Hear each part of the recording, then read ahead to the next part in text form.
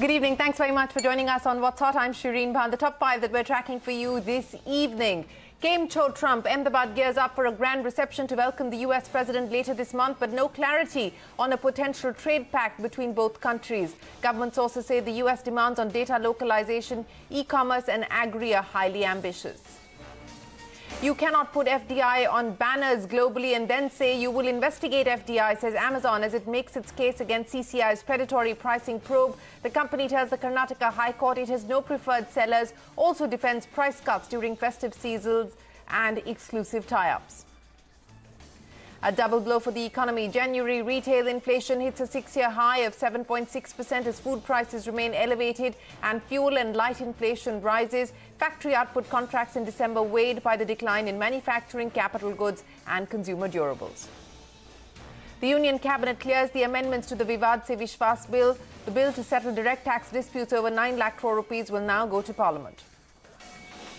SoftBank's Vision Fund reports a $2 billion quarterly loss, wiping out 99% of the company's profits. Masayoshi Son admits that there is a lot of concerns and anxiety and says that the size of the fund will be smaller. All of that and more coming up for you in just a bit. But first up, the action on Dalal Street, where the Sensex and the Nifty ended at 3-week highs after a range-bound day of trade. The mid-caps, though, failing to hold on to the gains, slipped 40 points, ended 0.25% lower. ICICI Bank and Kotak Mahindra Bank led the Nifty Bank higher. HUL and Nestle were the top gainers on the Nifty, the PSU Bank Index slipping the most. So that was the story across our markets. But the big story that we're tracking tonight, in less than 2 weeks from now, US President Donald Trump will be in India, and Ahmedabad is gearing up to roll out the red carpet. This will be his first state visit, and Trump will participate in a large public meeting with Prime Minister Modi that's similar to the Howdy Modi event in Houston, which was held 5 months ago. Prime Minister Modi tweeted about the visit today and said, "I'm extremely delighted that President Trump and the First Lady will visit India on the 24th and 25th of February. India will accord a memorable welcome to our esteemed guest. This visit is a very special one and it will go a long way in further cementing India-US friendship." End of quote. President Trump joked about the grand reception being planned in Ahmedabad at a rally yesterday. He said, and I quote, "Prime Minister Modi said, we will have millions and millions of people. My only problem is that last night we probably had 40 or 50,000 people. I'm not going to feel so good. There will be 5 to 7 million people just from the airport to the new stadium." End of quote. Now, even as the preparations begin for a gala reception, there is still no clarity on a trade deal between India and the US. Sources telling CNBC-TV18 that talks have been held over the past few weeks, but some demands from the US are, and I quote, highly ambitious. Rituparna Bhuyan is here now with the details. Ritu, is there a likelihood that we will see a trade deal, or is there still a cloud over that deal being inked? What are the sticking points? That's a billion-dollar question. The reason is this. There have been multiple rounds of talks between Commerce Minister Piyush Goyal, according to my sources, from the Indian side, and USTR Robert Lighthizer over the telephone. And this has happened multiple times in the past couple of weeks. The issues on the table include the US demand for market access on Indian agri sector. This includes, for example, pistachios, apples, and poultry-related products. So that is one set of demands which have been made by United States. Then you also have the issue of data localization. Remember that there is already a bill which a parliamentary panel is producing at the moment. United States wants relaxed data localization norms as far as India is concerned. Then you also have the issue of medical devices, where India had capped its margins. Talks have been on regarding that particular aspect for a long time. But the feedback that we are getting from multiple sources is that as of today, there is it cannot be said conclusively that a trade deal or a limited trade deal, if it will be signed or not, there is no clarity on that. Nevertheless, the negotiations will continue, and if there is more, if both sides come on the same page, only then a signing is possible. From the US side, according to my sources, the demand have been very ambitious, and also the Indian demand for GSP restoration, there has been no specific commitment from the United States as of now. Perhaps just because India has been kept out of the pool of developing countries, and only developing countries, remember, can get GSP benefits, and that's the reason why, you know, there is perhaps no commitment from the United States as of now on restoration of GSP benefits. So a lot of variables as of now regarding the India-US trade talks. These talks and parleys will continue, and perhaps closer to the date of the Trump visit, we'll get to know if a trade deal will be signed or not. All right, so the uncertainty continues. Rituparna, many thanks for pointing out. And as he was telling us, e-commerce is one of the contentious issues, and Amazon has begun arguments before the Karnataka High Court as it seeks to block a proposed investigation by India's Competition Commission.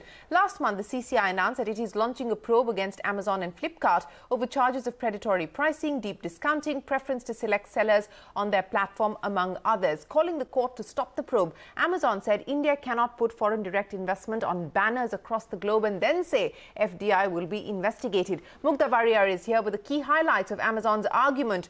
Mugdha, what is Amazon telling the court? That's right. The hearing on the writ petition by Amazon against the CCI order of Jan 13 started here in the Karnataka High Court today. Amazon made some very strong statements and said that the CCI had failed to acknowledge the essentials of an investor-friendly FDI regime, even as the government is going globally talking about FDI. So some strong statements there. Remember, the CCI order of Jan 13th had initiated a probe against both Amazon and Flipkart over some alleged anti-competitive practices of deep discounting, of exclusive launches and preferential treatment to sellers. Now, earlier this week, Amazon had filed a writ petition in the Karnataka High Court asking that this order be set aside or quashed, and in the interim, this order be given a stay till the writ petition is disposed of. The Karnataka High Court today did not give an interim stay on the order and said the hearings will continue on Thursday. What is interesting to note is that Amazon has also made Flipkart a respondent in this petition against the CCI order, and in fact, sources say that Flipkart Council was also present in the hearing today in the Karnataka High Court. Now, Amazon in its arguments today has said that CCI did not reach out to the company or seek its, or did not give the company an opportunity to respond to the allegations made in that order by Delhi Vyapar Mahasangh. They say that Amazon had actively participated in the e-commerce study that CCI had conducted over the last several months, and the report was brought out, the study was brought out on 8th of Jan, just a week before the CCI probe. And in fact, Amazon says that a lot of those recommendations are based on what Amazon had submitted to CCI. Now, of course, Amazon went on to elaborate on how it does not, does not indulge in deep discounting, does not have exclusive partnerships with sellers, and so on. But of course, these hearings will continue. Delhi Vyapar Mahasangh, which is an informant in the case, is set to take up the hearing tomorrow. All right, Mugdha, many thanks for joining us. That is the latest in the battle that Amazon has now taken to court against the CCI probe. Now, inflation for January has come in at a shocking 7.6%. That's against expectations that it will cool off from December 7.3 reading to at least 7.2%. Food inflation, once again the culprit, coming in at over 13%. What is worse is even core inflation, which excludes food and fuel, has climbed. On the other hand, growth is declining, with December's index of industrial production, that's IIP, showing a contraction of 0.3%. Latha joins us now to make sense of both those numbers. Latha, inflation high and IIP still in negative. Nothing can be worse for an economy than inflation rising at the same time when growth is falling. That's what's happened. The inflation numbers, because they're mandatorily to be set at 4% by the MPC. We've got a second continuous month of inflation coming in at 7.6, when the expectation was that it would have peaked off from the 7.3 that we saw in December. Food is the culprit, but it is not onions. That is the most important thing. The onion inflation has come down, but there is a big protein inflation. Pulses, milk, meat, eggs, all of them are between 10 and 16%. And these are not one-off. They normally stay once the prices start rising. And just a word on core inflation, which is excluding food and fuel, those have also gone up because the telecom prices have been increased, and there's also been a minor railway price hike. And that's why you're seeing transport and communication also contributing to this core inflation. These, again, don't go away in a hurry. I'll come back to inflation, but just a word on growth. This is the December number which we've got for industrial growth, and it's bad all over. Overall manufacturing itself is minus 1.2. We thought we would just start ticking higher because we saw coal and power starting to improve in the month of December, but the overall numbers look rather bad. And especially when you look at the capital goods and consumption. Capital goods is a minus 18% contraction. As if that was not enough, consumer durables is a minus 6.7.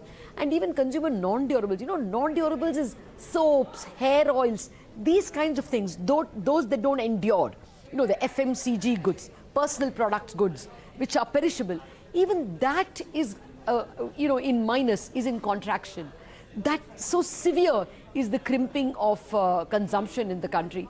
Not at all good numbers, but just to come back to inflation, we were all deliriously happy when, although the MPC did not cut rates, the Reserve Bank worked its way around it and tried to reduce interest rates in the system and for the banking sector. But this can't go on. If inflation is higher, if 1 year down the line prices are going to be like 7% higher, you have to give interest rates that are at least higher than inflation. Otherwise, why will anyone save? So there is a severe problem over here. You can't reduce yields when inflation is stubbornly high. That is going to be a problem. See, for a pensioner and people like that, the government will not, in the face of higher inflation, be allowed to bring down small-scale savings interest rates like NSS and say Kisan Vikas Patra. This is going to be an enduring problem, at least for the next few months. We are bounded by MPC, and the way it is going, unless they have a clear trajectory coming in, or actually the print coming in, either of that, or a clear forecast. Now, the situations are such that you have so many things happening locally and globally that you can't really have a clear-cut direction, and that's where it will have to be played by ear. But yeah, maybe as of right now, Q3 is something where we can look forward for some cut, but before that, I think that's why, again, as I said, like, it's not going to be, yes, it's negative. In normal times, it would have been really negative, but especially in last policy, and you also said no cut but cut, with that mindset and supportive thing, the bond yields may have some sell-off. The critical issue, however, is the type of trajectory that the RBI has built for the market, which goes down to 3.2% for Q3. That therefore comes to a certain extent to question at this point in time, with this reading being higher than the previous reading. My sense was that the RBI possibly was looking at the 7.35% of the last month being the peak of inflation, and that's the risk that we see. The IIP number in the negative territory, I mean, it rose temporarily in the positive territory in November 2019, and we thought it will continue in the same way in December. So, of course, this number is very disappointing, and as you very correctly pointed out, the big shocks are coming from consumer non-durables and also from capital goods. We expected capital goods to remain in the negative territory because the CV production is still under a lot of pressure, but it has been simply too deep in red vis-a-vis our expectation. Now, the question is, how do we pan out over next 12 months? Most probably, we should see an improvement in IIP, given there is a favorable base effect. But having said that, unless the economic momentum actually picks up, it's very difficult to overcome base effect. Well, reactions there to the Union Cabinet has approved the direct tax resolution scheme announced in the budget called Vivad Se Vishwas. With nearly 5 lakh cases stuck in various courts, the scheme offers taxpayers the option to settle disputes out of legal forums. The latest data shows that the value of all the cases stuck in courts is about 9 lakh crore rupees. Timsy joins us now with more. Timsy, take us through what the scheme is now going to offer, given the amendments that have been moved by the Cabinet. Do we know more about the kind of amendments that have been moved? Well, that's right. Confirming CNBC-TV18's news break, INB Minister Prakash Javadekar, while briefing the media on cabinet decisions, actually confirmed that there have been several amendments that the cabinet has cleared when it comes to Vivad Se Vishwas scheme. Remember, Vivad Se Vishwas is the direct tax dispute resolution scheme that was announced by the finance minister in the Union Budget 2020, post which a specific bill was moved in the parliament, but in the first session of the budget session of the parliament, Parliament, it could not be cleared, and now government has expanded the scope of the scheme, including all disputes. Government is very clear, and they have said that all disputes will be covered under the Vivad Se Vishwas bill, also even those which are before the tribunals, and even in the search and seizure cases where seizure is less than 5 crores will also qualify for the scheme. Remember, this scheme has a deadline, has a two-phase deadline, first to end on 31st March and the other by end of June. However, Cabinet very clearly said that the deadline of the scheme will remain the same, and that there are about 9 lakh crore worth of cases which are stuck under several direct tax disputes which government wants to resolve under this new scheme. Let's see how soon the Parliament clears the bill. Back to you. हमें पता है देश भर में tax disputes इतने बढ़े हैं कि 9 लाख करोड़ रुपए की रकम उसमें विवादित है। 9 लाख करोड़ की रकम बेवजह विवाद में है और कोर्ट में मैटर चलती रहती है, ट्राइब्यूनल्स में मैटर चलती रहती है और इसका कोई जल्दी निपटारा नहीं होता। देश का भी नुकसान होता है और सभी का समय भी खराब होता है और इसलिए बजट में विवाद से विश्वास ये नया स्कीम लाया जिसका देश भर में स्वागत हुआ। That scheme was already part of the announcement that had come in for the budget. What the government has done is move some amendments. This, we're given to understand, is on the back of stakeholder meetings that the government held in the last 48 hours. Those meetings suggested that the scheme would not meet with the kind of success that the government was hoping for. Now, we don't know whether the amendments that have been moved take into consideration the feedback that industry had provided. We're still awaiting more details. But here are the other headlines that we're tracking for you this evening. The Cabinet has okayed an immediate fund infusion of 2,500 crore rupees for National United and Oriental Insurance. The government has said the situation is critical and that these companies are in breach of solvency requirements. However, there is no official word yet on the merger plans of the companies. Here's the latest on the Air India disinvestment. The government is likely to clarify whether a non-resident Indian can hold more than 49% stake in the airline or not. Sources tell CNBC-TV18 the government is likely to clarify that NRI investment will not be considered as FDI. This clarification will be made as part of the response to queries raised by interested bidders. The government is likely to list the Indian Railway Finance Corporation. Sources say the company's initial public offering will happen in this financial year. The government is expected to raise 1,500 crore rupees from this IPO. The centre may also sell 15% of its stake through a fresh issue and offer for sale. Well, that's the latest on the news in brief. Coronavirus, that outbreak in China has now claimed over 1,100 lives. Over 45,000 people have been tested positive.